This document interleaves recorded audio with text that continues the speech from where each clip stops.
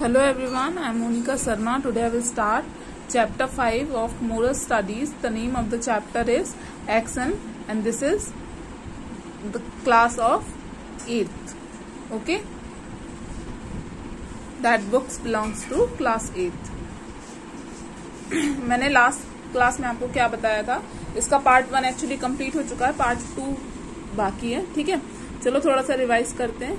अब देखो, मैंने आपको स्टोरी में क्या बताया था. देखो, एक्शन है इस चैप्टर का नाम, मतलब इसका मतलब क्या होता है, कल भी बताया था मैंने, काम. ठीक है, आपने सुना होगा action speaks louder than words, सुना है ना. ठीक है, मतलब काम ज्यादा बोलना चाहिए. ठीक है, वर्ड से काम ज्यादा बोलना चाहिए. आप कुछ कहो, इससे ज्यादा ये अच्छा है कि आप उसको करके दिखाओ. ठीक, ये होता है उस लाइन का meaning, action speaks louder than words. ठीक है, अब देखो, ये सुना होगा, उसी पे बेस्ड क्या है, ये स्टोरी है. ठीक है, स्टोरी में क्या होता है कि एक एम्परर रहता है, वो सोचता है कि वो ओल्ड होता जा रहा है और उसको अब अपना सक्सेसर चाहिए. ठीक, अब सक्सेसर चाहिए तो वो ये हर बारी क्या होता था कि उसके फैमिली मेंबर्स से ही या फिर उनके बच्चों में से ही कोई सक्सेसर बनता था. लेकिन उसने इस बार कुछ अलग करने का सोचा और वो क्या करता है कि सारे लोगों को, सारे यंग पीपल जितने भी रहते हैं उन सभी को बुलाता है. ठीक है, वहां रहने वाले जितने भी यंग पीपल रहते हैं उन सभी को बुलाता है.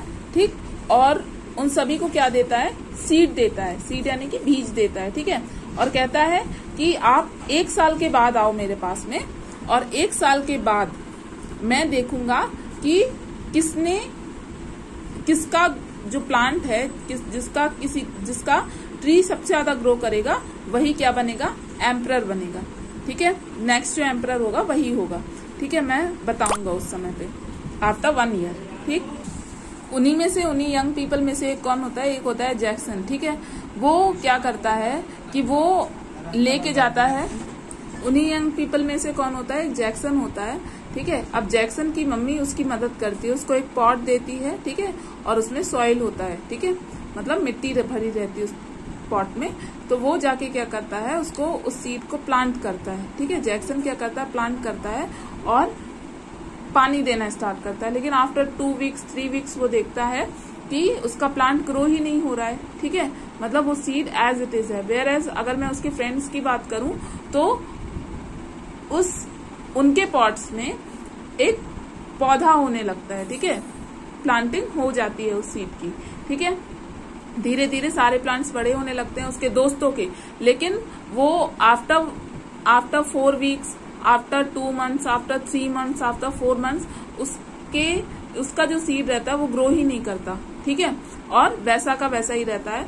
तो वो अपनी मम्मी से कहता है कि मम्मी, मैं अब एम्परर के पास में नहीं जाऊंगा. 1 साल बीत जाता है. ठीक है, और फिर वो कहता है कि जब जाने का दिन होता है वो कहता है मैं नहीं जाऊंगा एम्परर के पास. तो उसकी मम्मी कहती है कि पीछे हटने से कुछ नहीं होगा, जैसा है वैसे ही लेके जाओ और उनको बताओ कि आपके साथ क्या हुआ है. ठीक है, तो जैक्सन क्या करता है, जैक्सन जाता है, अपनी मम्मी की बात सुनता है और वो जाता है. तो जब वो वहां जाता है तो बहुत ज्यादा सब कोई वो पीछे खड़ा हुआ रहता है. ठीक है, तो एम्परर क्या करते हैं, एम्परर उसको आगे बुलाते हैं. ठीक है, और वहां देखता है वो सारे उसके जितने भी लोग हैं, जितने भी यंग पीपल थे, सबको सीड मिलता है. तो after 1 year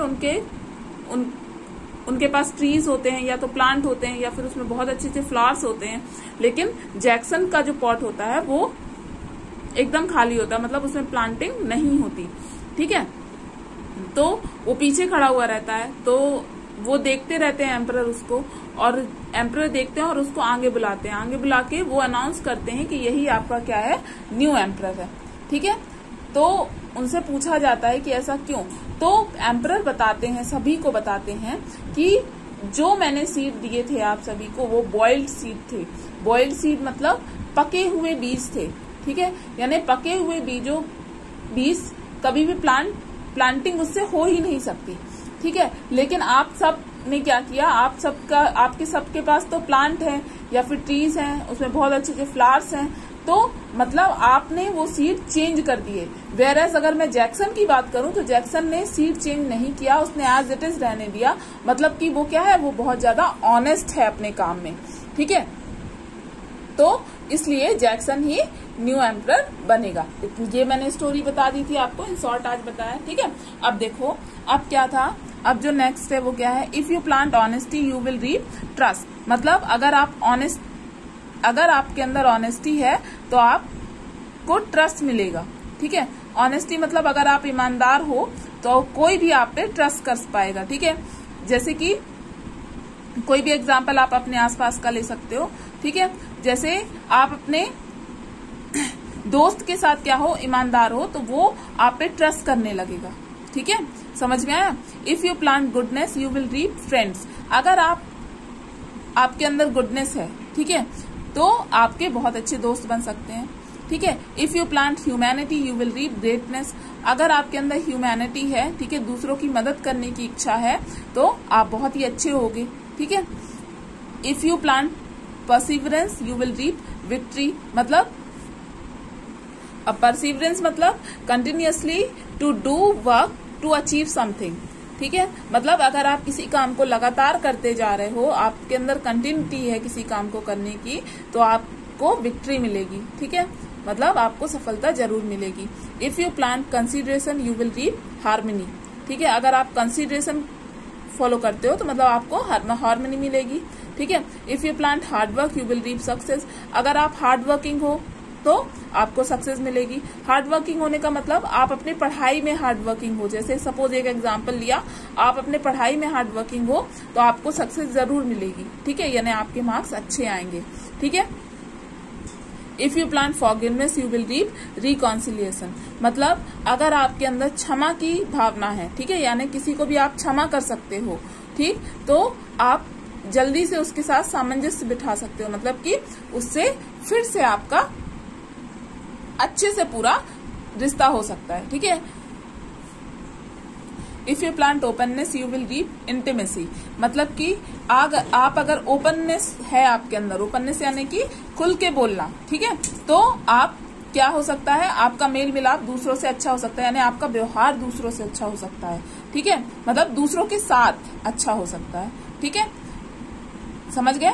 if you plant patience you will reap improvements. अगर आपके अंदर पेशेंस है तो आप इम्प्रूव करते जाओगे, ठीक है। मतलब जैसे कि आप हाइपर नहीं होते हो किसी चीज में। जैसे सपोज आपके मार्क्स कम आए किसी भी एग्जाम में, किसी टेस्ट में आपके मार्क्स कम आए, ठीक है, कोई भी टेस्ट ले लो, उसमें आपके मार्क्स कम आते हैं, तो आपके अंदर अगर पेशेंस है तो आप नेक्स्ट टाइम इम्प्रूवमेंट जरूर करोगे। क्यों करोगे? क्योंकि आप मार्क्स को बढ़ाने के लिए हार्ड वर्क भी करोगे, ठीक है, समझ में आया, ठीक। If you plant faith you will reap miracles. अगर आपके अंदर फेथ है तो आपके साथ मिरेकल्स होंगे, ठीक है। मिरेकल्स का मतलब जैसे चमत्कार हिंदी में बोलते हैं, ठीक है। But if you plant dishonesty you will reap distract. मतलब अगर आप ईमानदार नहीं हो अपने काम में तो आप डिस्ट्रैक्शन होगा, मतलब कि आप किसी एक चीज पे फोकस नहीं कर पाओगे। If you plant selfishness you will reap loneliness. अगर आप सेल्फिश हो तो आप हमेशा अकेले रह जाओगे। If you plant pride you will reap destruction. मतलब कि अगर आपके अंदर घमंड बहुत ज्यादा है तो आपको सब इग्नोर करेंगे, ठीक है। If you plant envy you will reap trouble. अगर आप किसी से ईर्ष्या करते हो तो आप ट्रबल में जरूर जाओगे। ईर्ष्या इन द सेंस कि जैसे किसी की दूसरे की चीज को आप सोच रहे हो कि ये मेरा हो जाए और आपको बहुत ज्यादा ईर्ष्या हो रही किसी से, मतलब कि चिढ़ हो रही है कि ये मेरे पास क्यों नहीं है, ये चीज मेरी ही होनी चाहिए, जो पर्टिकुलर चीज है वो मेरी ही होनी चाहिए, ठीक है, तो आपको ट्रबल जरूर होगा।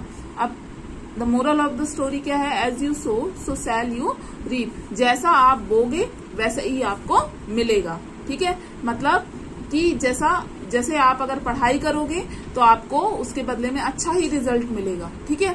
और अगर आप पढ़ाई नहीं करते हो तो सिंपल सी बात है, आप क्या हो जाओगे? फेल हो जाओगे, ठीक है, समझ में आया, ठीक। So this is the end of the chapter, thank you. और ये जो ओरल क्वेश्चंस है, ओरल क्वेश्चंस आपको करने हैं, ठीक है, पूरा राइट करना है। क्यों राइट करना है? क्योंकि इससे भी क्वेश्चन आंसर फॉर्म हो सकते हैं आपके एग्जाम में, ठीक है।